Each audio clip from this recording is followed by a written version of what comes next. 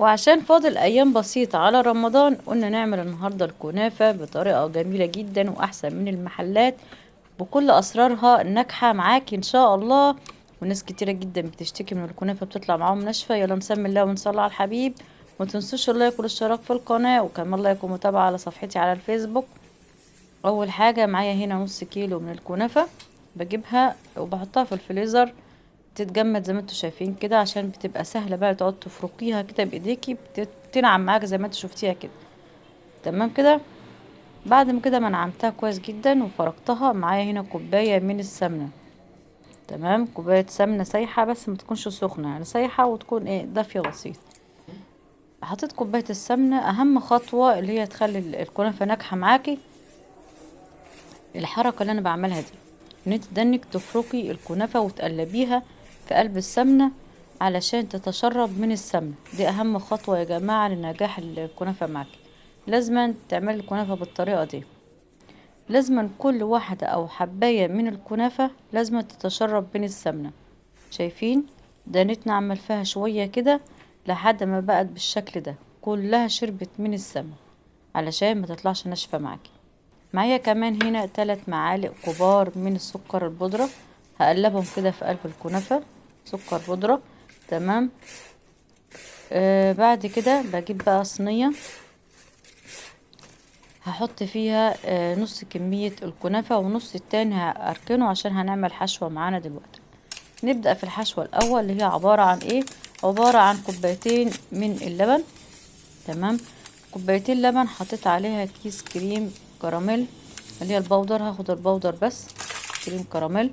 وكمان هحط عليهم معلقتين كبار من النشا، بس كده، مش هحط اي حاجة تانية. هقلبهم على البارد، وبعد ما اقلبهم على البارد بروح جاي رافعاهم على النار علشان يبدأوا يغلوا معانا وتتقل الخليط ده. تمام بالشكل ده، قدرنا نقلب كده باستمرار لحد ما يبدأ يقلب معانا. اول ما يغلي هتبص تلاقي الخليط ده تقل. شايفين؟ بدأ يتقل معانا اهو. شايفين؟ بدأ يغلي وتقل في نفس الوقت. كده الخليط بتاعنا جاهز.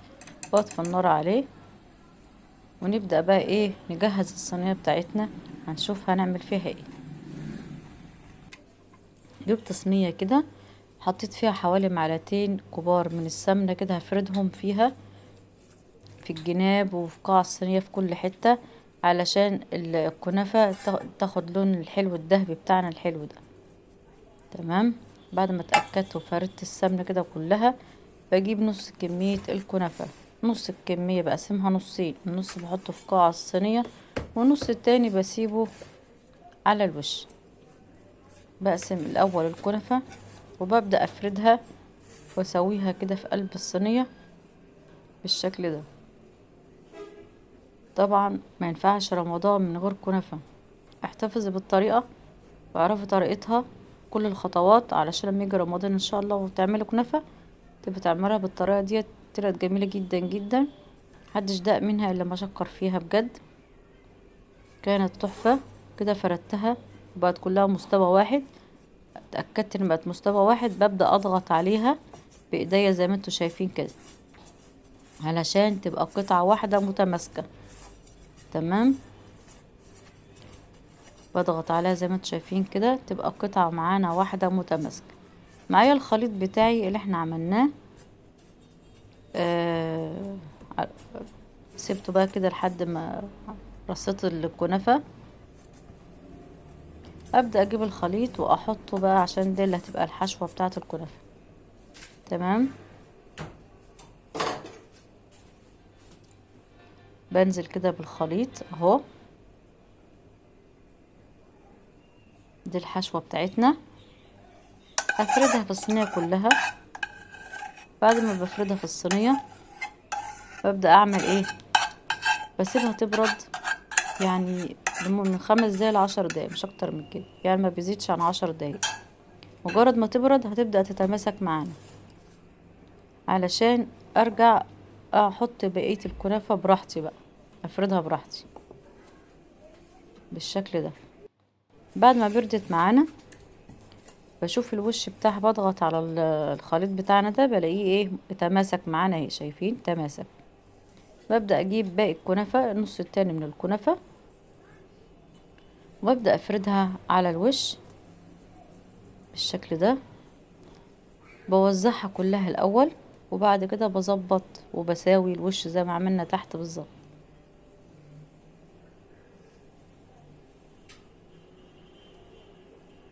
طبعا الحشوة بتاعت الكنافة لها حشوات كتير جدا ولها طرق كتير جدا، وهنعملها ان شاء الله رمضان داخل، ونعملها بكذا شكل.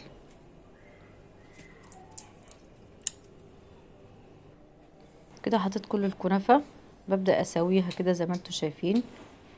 ما بتضغطيش قوي برضو علشان الخليط فعلا تمسك، الحشوة تمسكت، بس لو ضغطتي جامد ممكن تبوظوا كل حاجة، كل حاجة تبقى بعد ما كانت متساوية تبوظ منك.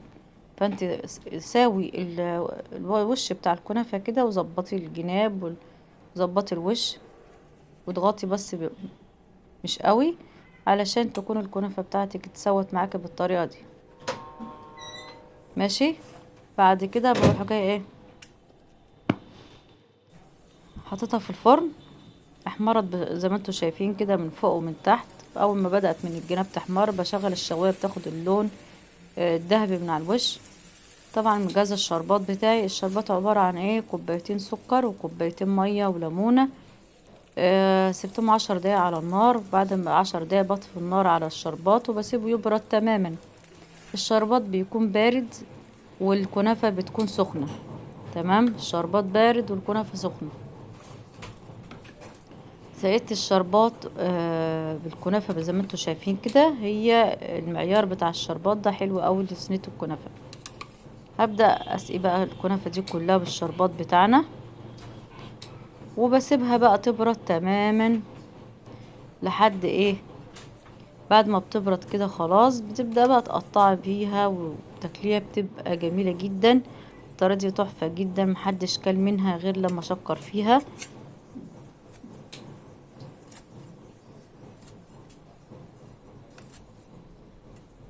نبدأ نقطعها بقى بالطريقة دي، طرية جدا وتحفة بجد، طرية وزي العسل.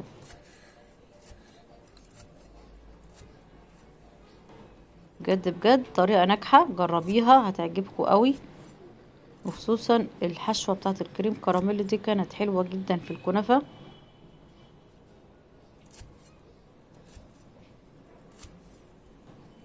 نبدأ بقى نقطعها القطعة اللي انت عايزاها.